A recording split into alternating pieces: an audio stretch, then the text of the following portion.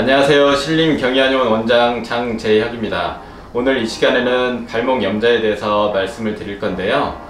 발목 염좌에 대해서는 많은 분들이 알고 계시고 또 경험한 적도 있으시리라 생각이 됩니다.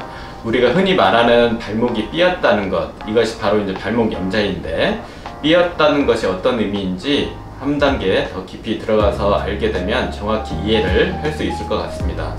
삐었다는 것은 의학 용어는 염좌라고 얘기를 하는 건데요. 염좌라는 것은 인대나 근육이 늘어나거나 일부가 찢어진 상태를 말하는 것입니다. 그래서 멍들고 붓고 아프고 이런 상태의 증상이 나타나게 되고, 멍과 같은 경우에는 시간이 지날수록 아래로 내려오는 특징을 가지고 있습니다.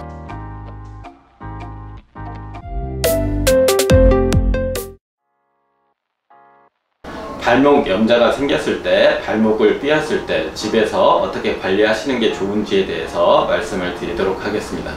일단 발목을 삐게 되면 발목 안에서는 출혈과 부종이 생기게 됩니다. 그렇기 때문에 24시간 동안은 얼음 찜질을 해서 출혈을 지연시키고 부종을 막아주는 것이 좋습니다. 그리고 잠을 잘 때는 심장보다 높은 위치에 발목을 둠으로써 부종이 덜 생기게 해주는 데 도움을 줄 수 있습니다. 24시간이 지난 이후에는 따뜻한 찜질로 바꾸어 줌으로써 발목의 혈액순환과 부종을 내리는 데 도움을 주실 수 있습니다. 두 번째로는 발목 염좌가 생긴 이후에는 절대적으로 발목을 쓰지 않고 안정을 시켜주는 것이 중요합니다. 그리고 불가피하게 써야 되는 경우에도 발목 보호대를 꼭 착용해 주시는 것이 좋습니다. 만약에 통증이 잘 가라앉지 않고 심한 경우에는 꼭 영상 검사를 해보실 것을 권해드리고요. 노인분들 같은 경우에는 특히 더 가볍게 다치더라도 금이 가거나 발목이 골절이 생기거나 이런 경우가 많이 있을 수 있기 때문에 절대 가볍게 생각하지 마시고 엑스레이 등의 영상 검사를 해보시는 것이 좋습니다. 그리고 다친 당일날을 포함해서 가능한 빨리 가까운 한의원에 내원해서 치료를 시작하시는 것이 가장 빨리 나을 수 있는 길이고 후유증 없이 나을 수 있는 길입니다.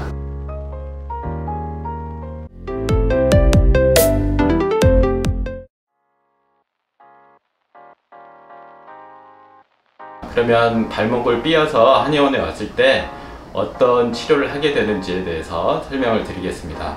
먼저 가장 기본적으로 침 치료를 할 수 있겠죠. 침 치료는 어혈을 제거하는 효과와 함께 손상된 인대와 근육을 회복시켜주는 효과가 있습니다.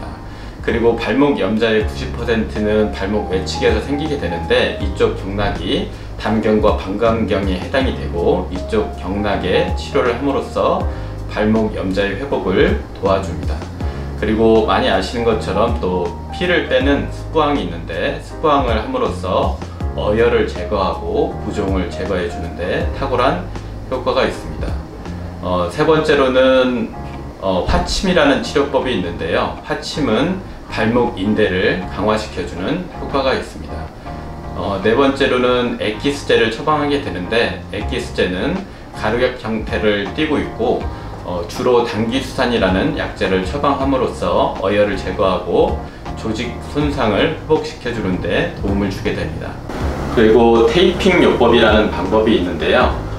가능하면 발목 염좌의 경우에 보호대 착용을 권유해 드리고, 보호대 착용을 일이나 여러가지 상황 때문에 할 수 없는 경우에는 테이핑 요법을 시행해 드림으로써 발목을 보호해서 회복을 돕게 됩니다.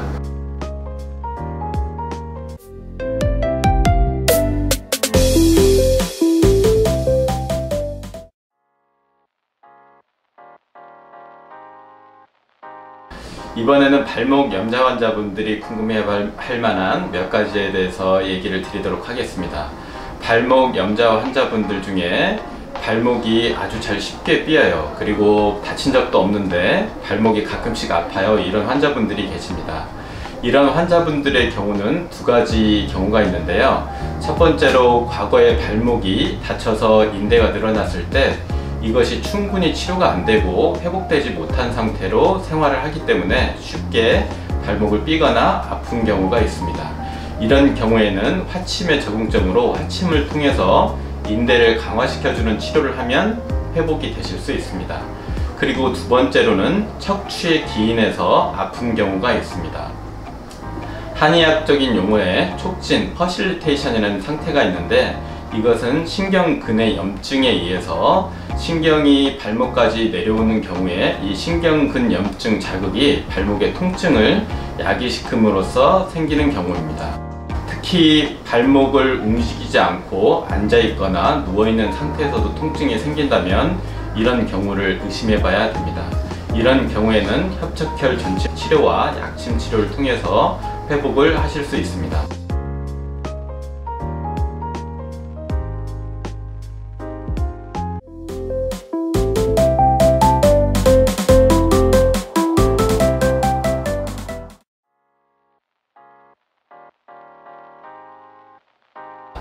발목 염좌 환자분들의 경우에 아주 가끔 발목에 피를 빼고 오시는 분들도 계시고, 그리고 집에서 부항을 해도 되냐고 물어보는 분들이 계십니다. 이것에 대해서 말씀을 드리도록 하겠습니다. 부항의 경우에는 두 가지 요법이 있는데요. 하나는 습부항이고 두 번째는 건부항입니다. 습부항이라는 것은 자락을 먼저 한 이후에 부항을 붙임으로써 피를 빼는 경우를 말하는 것이고, 건부항의 경우에는 자락을 하지 않고 부항만 붙여서 피는 빼지 않는 경우를 말하는 것입니다. 건부항의 경우에는 상대적으로 위험성이 덜해서 집에서 하시는 것도 무방하지만, 습부항의 경우에는 감염의 우려가 있기 때문에 집에서 하지 않으시는 것이 좋습니다. 10번 괜찮고 한 번만 문제가 생기더라도 우리 인체에 손상을 줄 수 있기 때문에 절대 방심하고 하지 않으시기 바랍니다. 그리고 무허가 의료기관에서 가끔 부항을 하고 오시는 분들이 계신데, 이런 곳에서 습부항을 통해서 피를 과도하게 빼는 것이 여러가지 감염이나 인체 손상의 우려가 있기 때문에 하지 않으시는 게 좋습니다. 그리고 피를 빼지 않고 건부항만 붙이고서 멍이 들어서 오는 것을 보고 어혈 치료를 했다고 좋아하시는 분들이 계신데요. 이런 경우에는 어혈이 속에서 올라오는 것이 아니고 모세혈관이 터져서 멍이 든 것에 지나지 않기 때문에 오해하지 않으시기 바랍니다. 건부항을 오래 붙이는 경우 이렇게 모세혈관이 터지거나 수포가 생겨서 오히려 인체에 손상을 줄 수 있기 때문에 가능한 이런 치료들은 피해 주시기를 권해드립니다. 감사합니다.